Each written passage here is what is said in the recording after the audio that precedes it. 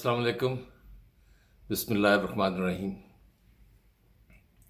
जी, तो बहुत से दोस्तों ने मैसेज भेजे हैं कि हमें पार्ट टू का इंतज़ार है। और पार्ट टू क्या है? अंजू आर सीमा पार। सीमा की बातें तो हम कर चुके, और मैंने एक खदशा ज़ाहिर किया था कि सीमा के बारे में हमें कुछ और नया मिलने वाला है। बहरहाल अभी तक वो चूँकि चीज़ पुख्ता नहीं हुई, इसलिए मैं वो बयान नहीं करूँगा। अब बात करते हैं अंजू की। भारत से पाकिस्तान एक औरत या लड़की वीज़ा अप्लाई करती है और वीज़ा लेकर कि मैं टूरिज़्म करना चाहती हूँ, और वो टूरिस्ट वीज़े पे पाकिस्तान आती है।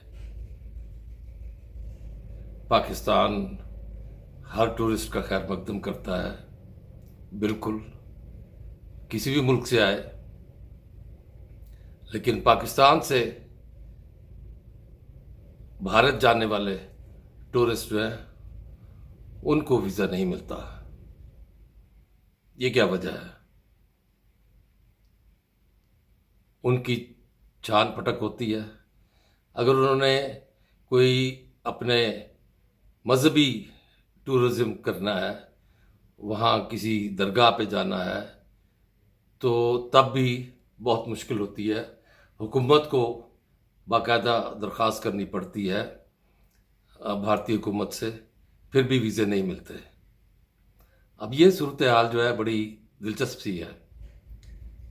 पाकिस्तान तो अपना दर खोले बैठा है, बाहें खोले बैठा है कि आइए हमारा मुल्क देखिए, और आप जहाँ जाना चाहते हैं जाएं। पाकिस्तान की तरफ से तो ऐसी कोई पाबंदी नहीं है। बहुत से मुल्कों के लोग आते हैं। अभी हाल ही में आप देखें कि बुद्ध मत के पैरोकार आए, बाकायदा उन्हें लेके जाया गया टेक्सला, और टेक्सला म्यूज़ियम भी गए और खंडरात भी उन्होंने देखे, पेशावर अजायब घर भी गए। तो लोग तो आते हैं। ये मजहबी सियासत जिसको कहते हैं, नया नाम अब कहा जाता है। तो मजहबी सियासत के हवाले से अब हिंदू और सिख भी पाकिस्तान में आते हैं।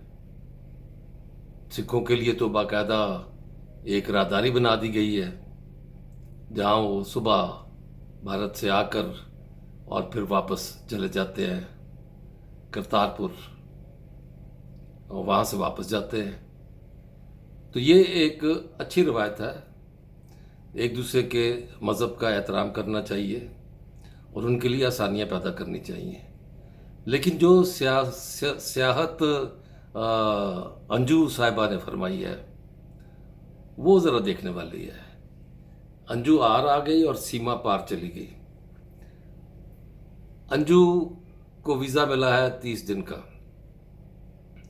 उस 30 दिन में जिस शख्स के पास वो गई हैं कि हमारी फेसबुक पर दोस्ती हुई, और उस फेसबुक की दोस्ती जो है उसके इश्तियाक में कि वो मुझे यहाँ के पहाड़ दीर बाला के और दूसरी चीज़ें दिखाते थे, तो मैंने कहा मैं खुद जाकर देखूं।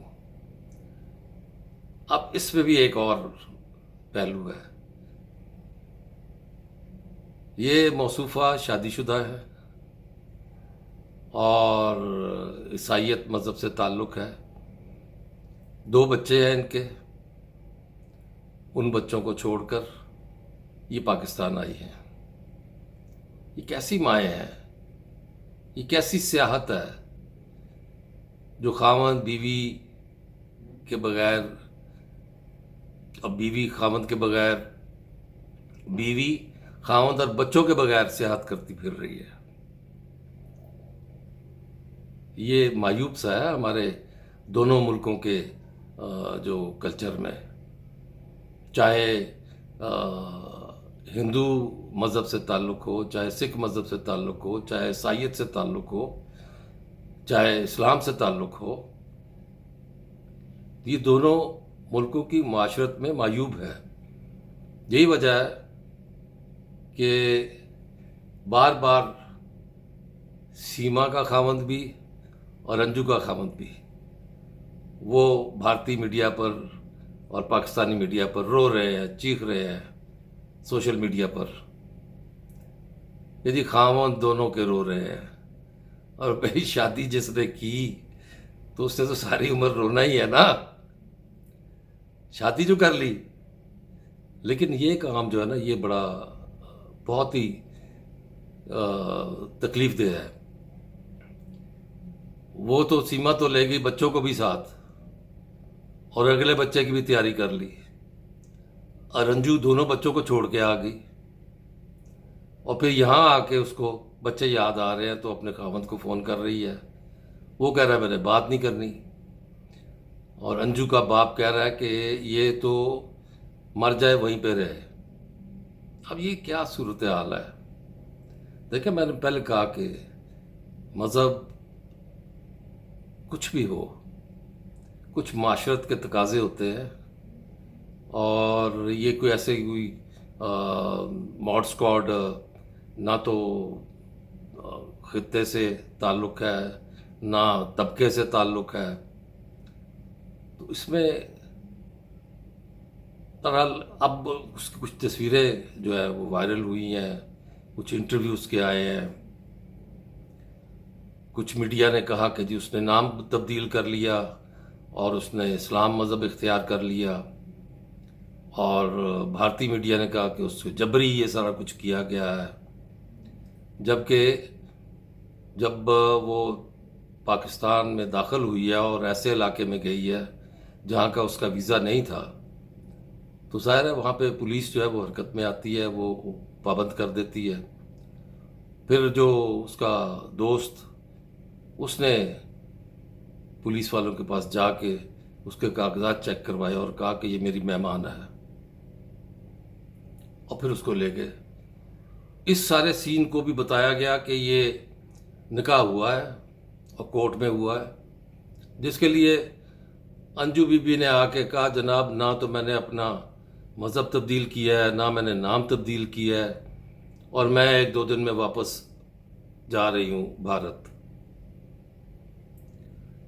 एक वीलॉगर ने इस चीज़ से फ़ायदा उठाया कि ये बहुत वायरल होगी उसकी वीडियो, तो उसने किसी तरह उस लड़के के दोस्त के ज़रिए वहाँ तक रसाई की, और फिर उसको आकर मजबूरन ये कहना पड़ा कि इनकी जो आप हाथों में हाथ डाले या हाथ बुलंद किए हुए तस्वीरें देख रहे हैं या साथ बिठा के, तो ये मेरी मजबूरी थी, मैं डायरेक्शन देता था कि इस तरह करें। ये चीज़ जब सामने आई है तो एक चीज़ वाज़ेह होती है कि ये आई तो किसी शौक में ही है, लेकिन इस ना खल्फ को ना हंजार को ये ख्याल नहीं आया कि अपने छोटे बच्चे छोड़कर झूठ बोलकर ये पाकिस्तान आई है। अपने मियाँ को भी ले आती, बच्चों को भी ले आती, अगर ऐसा ही इसको शौक था। पाकिस्तानी खुले दिल के लोग हैं, बहुत आवभगत होती कि पाकिस्तान में कोई भारत से आया है पाकिस्तान के इलाके देखने के लिए। लॉरी टॉप पर जाकर तस्वीरें बनाई गई, वीडियो बनाई गई, ड्रोन के ज़रिए तस्वीरें बनाई गई।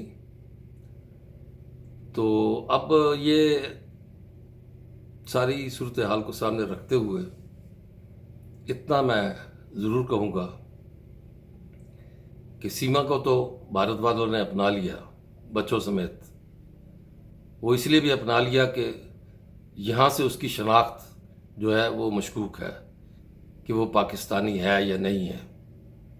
उसकी ये शनाख्त भी मशकूक है कि वो 21 साल की नहीं 27 साल की है, और अंजू जो है ये 27 साल की है। 2007 में इसकी शादी होती है, और 2 बच्चे हैं, एक बेटा एक बेटी है इसकी। बेहतर यह है कि ये घर लौट जाए, ज़बरदस्ती नहीं भेज रहे,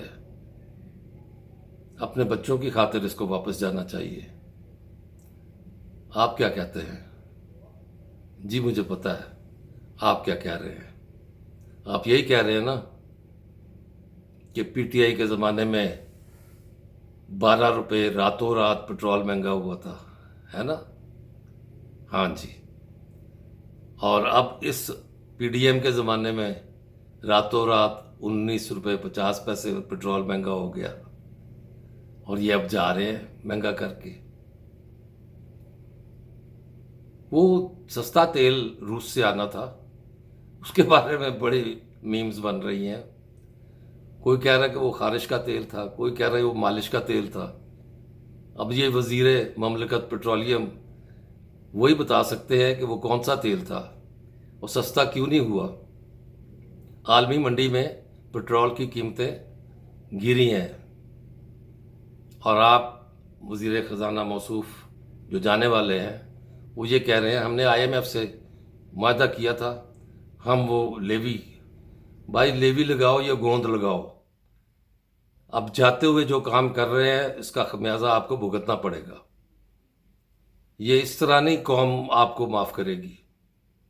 आप समझ रहे हैं कि आपने ये पेट्रोल महंगा करके और अपने जो माली आकाओं को खुश किया, ये कर्जा हम पर तो नहीं लगता, हम पर खर्च नहीं होता। हम तो पानी को टैंकरों के जरिए हासिल करते हैं, आप तो ये नहीं इंतज़ाम कर सकते। कहाँ से लाते हैं आप ये पैसे, कहाँ लेके जाते हैं ये पैसे, पता तो चले। आपने जाने से पहले ही करीब करीब रुखसती से पहले एमएनएस को अरबों के फंड्स दे दिए। भाई फंड्स तब दो जब उनके पास वो हैसियत उनकी हो उनको खर्च करने की। 12 तारीख को तो वो नहीं रहेंगे एमएनए, तो वो फंड्स कहाँ जाएंगे, कौन खर्च करेगा उन्हें, उनके ब्याह पर कौन खर्च करेगा अगर वो नहीं करेंगे तो। कौम को इतना बेवकूफ़ ना समझें, इसलिए जो काम करना है सोच समझ कर करें। आप जाने वाले हैं, और आने का इरादा करने से पहले सोच लें आप क्या करके जा रहे हैं। जो पहले वाला करके गया आप भी वैसा ही कुछ करके गए हैं, कोई नई चीज़ नहीं की आपने। 272 रुपये पे है पेट्रोल और 273 पे डीजल, कुछ ख्याल करें। और इसके साथ ही मैं आपसे इजाज़त चाहूँगा, और गुजारिश होगी कि अगर सब्सक्राइब नहीं किया तो सब्सक्राइब कर दें और लाइक करें। राय ज़रूर दीजिएगा, आपकी राय जो है वो मेरे बहुत काम की चीज़ है। आपकी राय मशवरा बहुत ज़रूरी है इसको देखने के बाद। और हाँ, एक और चीज़, दोस्तों को शेयर कीजिएगा। बहुत शुक्रिया।